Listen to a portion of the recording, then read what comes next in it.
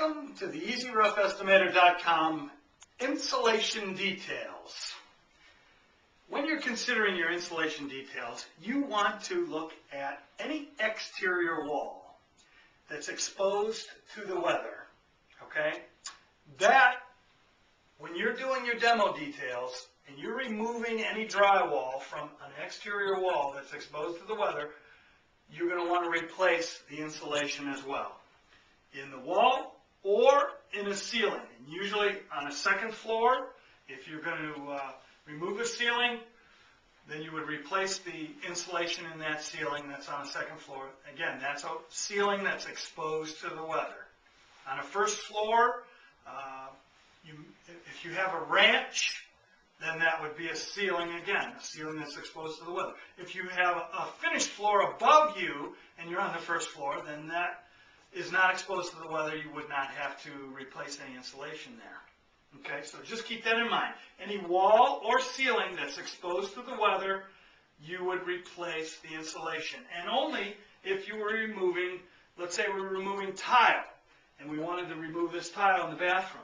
We've exposed now the 2x4 framed wall, so we can get at that insulation. So then we would want to also put that square footage in our insulation section and remove and replace that insulation in that area. Now, let's talk about basement. If I'm down in the basement, let's imagine this is a block wall in a basement, and I'm going to finish this block wall off. Grade level in a basement, usually, not always, but usually, roughly is around here. That's the grade is the level of ground on the outside of your basement wall. Okay? They call that grade. So let's just say that's where the grade is. I want to come down with my insulation roughly 3 feet. That's where the frost line is, below that frost line mark. Okay? So I would come down roughly around this area right here, and I would go all the way to the ceiling, and that's roughly going to be 6 feet on a 8-foot ceiling, 8-foot high ceiling in a basement. Okay?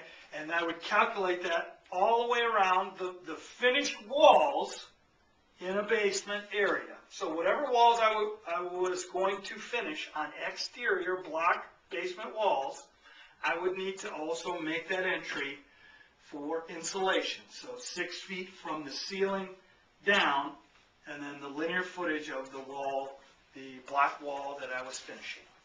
And so that wraps up the insulation details.